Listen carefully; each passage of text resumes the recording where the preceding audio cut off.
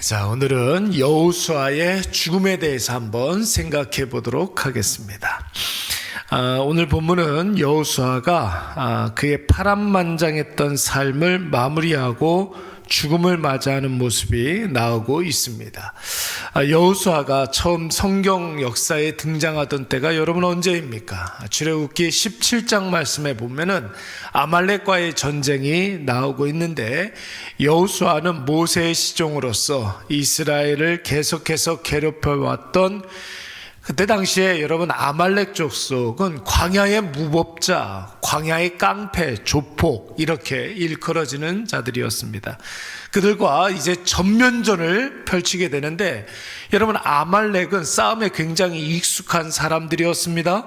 싸움하는 기계라고 이야기할 수 있을 정도로 굉장히 광야의 약한 자들을 공격하는 그런 사람들이었어요.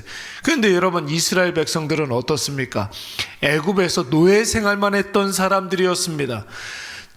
변변한 무기도 없었고 정규군의 형태가 아니었습니다.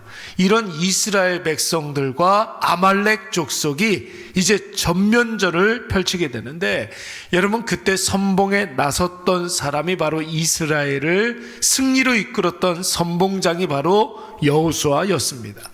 그렇다고 여러분 여호수아가 원래부터 전쟁에 싸움에 익숙한 사람은 아니었어요. 용사가 아니었습니다. 그는 단지 이스라엘의 지도자의 시종, 그러니까 모세의 수행원이었어요.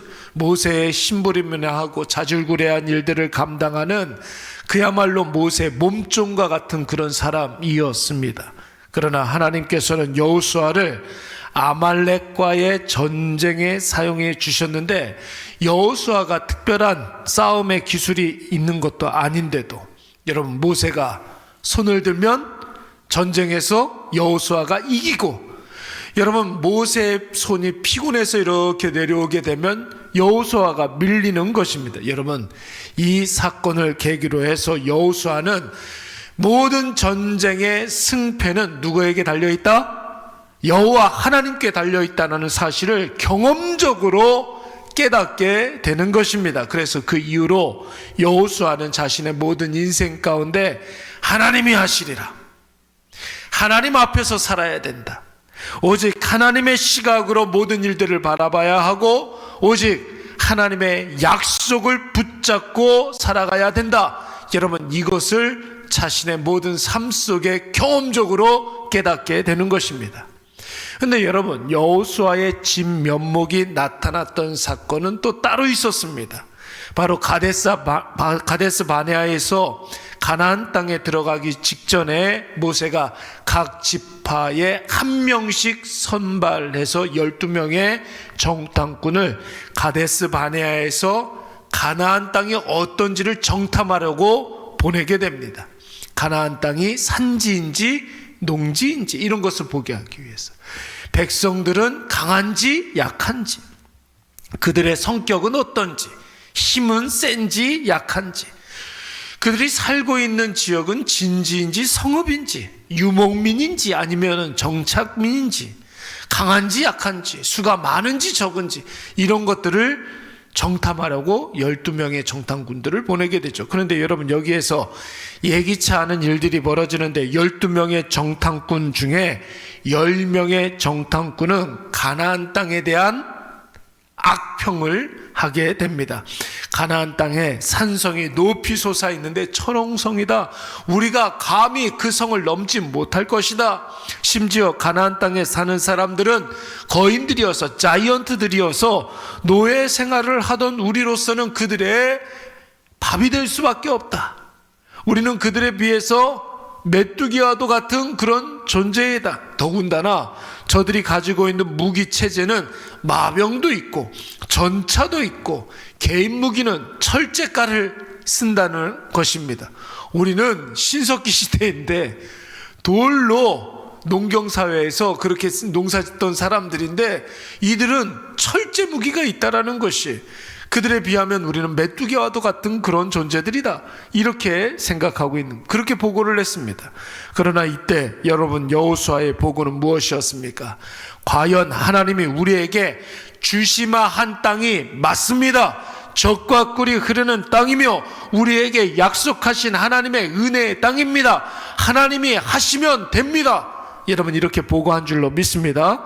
여러분, 여호수아가 사람의 시선이 아니라, 세상의 관점이 아니라 하나님의 관점으로 보는 눈을, 세상을 보는 눈을 가지고 있었기 때문에 하나님이 여호수아를 사용하여 주셔서 가나안 땅 정복 전쟁에서 여호수아를 여러분 마음 놓고 사용하실 수가 있었던 것입니다. 그의 시선이 하나님의 관점을 가지고 있으니까 하나님께서 여호수아를 사용하실 때 마음 놓고 여러분 그를 사용하실 수가 있었던 거예요. 그러니까 여러분, 여호수아가 있었기 때문에 하나님의 약속이, 하나님의 언약의 말씀이 성취될 수가 있었던 것을 여러분 꼭 믿으시기 바랍니다. 물론 여러분, 성경 인물이라고 해서 완벽한 사람이 어디 있겠습니까? 그의 삶에서도 실수하고 잘못한 부분들이 분명히 있었습니다. 여러분, 아이성 전투에서 실패하지 않았습니까? 그럼 그때야 여호수아 잘못이라고 할 수는 없죠. 아간이 여리고 성에서 전리품을 자기가 나름대로 좀 착복한 것 때문에 아이성 제1차 전쟁에서 실패하게 됩니다. 그런데 여러분, 그 이후에 기브온 족속과 화친을 맺는데 여러분, 하나님께 물었습니까? 안 물었습니까? 안 물었어요.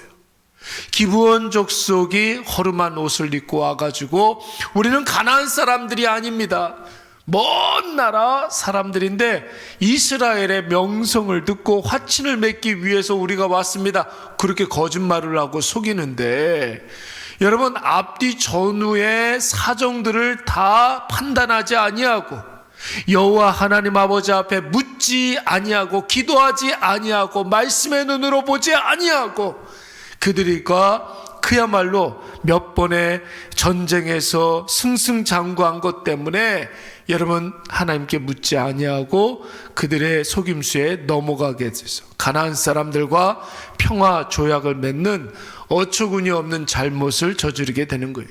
근데 여러분, 사실 여기에서부터 가나안 정복 전쟁의 원칙이 깨지기 시작한 것 아닙니까?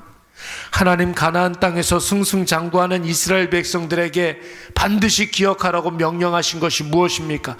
남녀노소 모든 사람들, 우양과 기물까지도 다 진멸하라는 것이었습니다.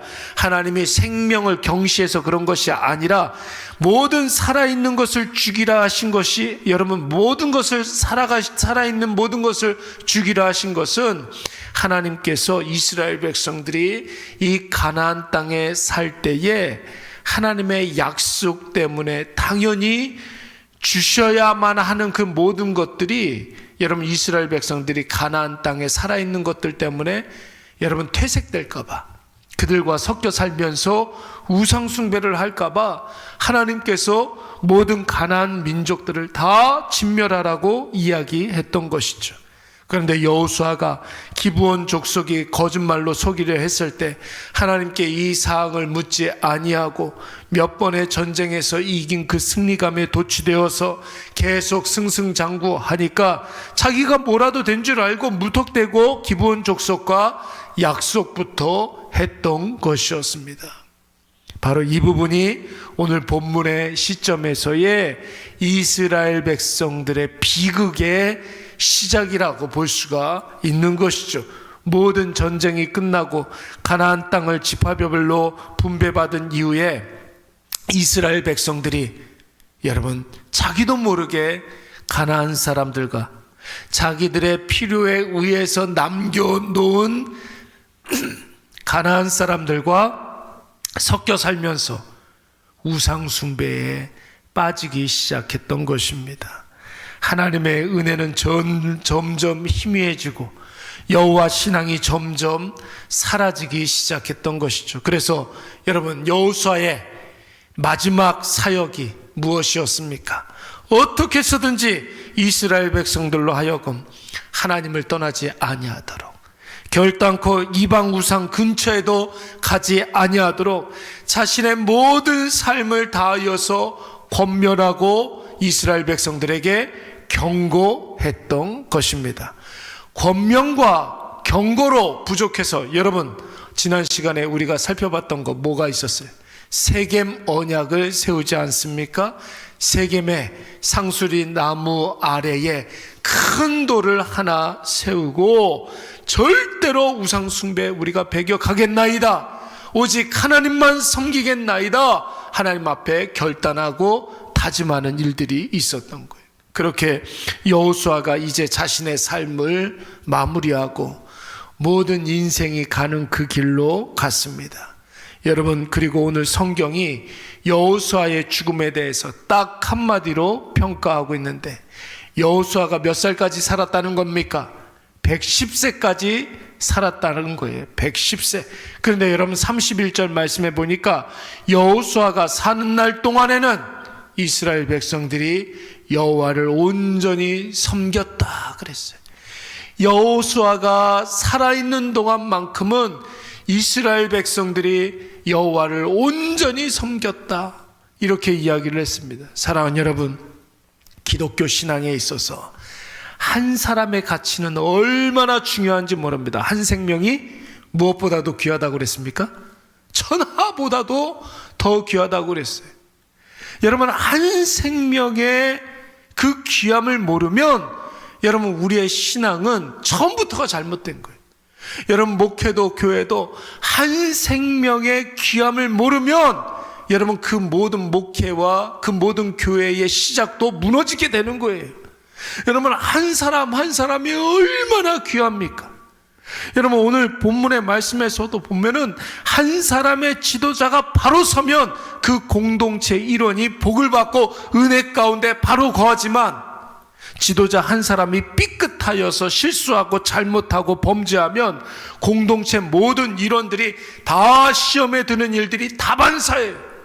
여러분, 이것은 신앙 공동체에만 여러분 적용되는 원칙이 아니지 않습니까? 사람이 사는 모든 공동체에 여러분 한 사람이 삐끗거리고 실수하고 범죄함으로 말미암아 공동체가 큰 상처받는 일들이 너무나 많이 있는 것이죠. 여러분, 그것은 지도자에 국한된 그런 원칙은 아닙니다. 우리 한 사람 한 사람이 하나님 앞에서 하나님과 바른 관계를 갖고 하나님의 뜻대로 살게 되면 우리 한 사람을 통하여서 나와 관계되어 있는 모든 사람들이 다 복을 받게 될 줄로 믿습니다. 그러니까 여러분, 오늘 여러분들의 이 기도하는 그 시간은, 오늘 이 시간은 나와 관계되어 있는 사람들이 다 복을 받는 거예요. 왜냐하면 우리는 그들을 위해서 기도할 것이기 때문에 그런 것이죠. 우리가 누군가를 위해서 기도하게 되면 여러분 그 기도가 내 기도의 대상에게도 응답되지만 하나님께서 기도한 사람에게도 여러분 기도하지 않은 것까지도 다 응답해 주실 줄로 믿습니다. 그 한 사람의 존재만으로도 여러분 공동체에 미치는 영향이 얼마나 큰지 모릅니다. 여러분, 한 사람 한 사람이 오늘 새벽 예배에 이렇게 나왔잖아요. 나는 그냥 기도하기 위해서 나왔지만 여러분, 여러분의 오늘 그 결단이 이 일회교회가 새벽 예배를 지탱해주는 원동력이 되어 있는 거예요. 여러분, 아무도 없다고 생각을 해보세요. 아무리 없다고 그래도 저는 아마 이렇게 설교를 할 거예요. 힘차게 아마 설교를 할 겁니다. 아마. 근데 여러분 보세요. 여러분 한 사람 한 사람이 기도의 자리를 지키고 있을 때 오늘 하나님께서 처음 온 한 사람을 만약에 교회에 이렇게 보내줬다고 생각을 해보세요. 그러면 이렇게 이 교회는 기도하는 사람들이 좀 있구나, 안심하고 자기의 기도를 할 수가 있는 거예요. 아무도 없는데 여러분 처음 온 사람이 딱 와서 앉았다고 생각을 해봐요. 목사님이 그 사람만 보고 설교를 해. 오겠습니까? 내일 오겠습니까? 여러분, 한 사람 한 사람이 얼마나 중요한지 몰라요.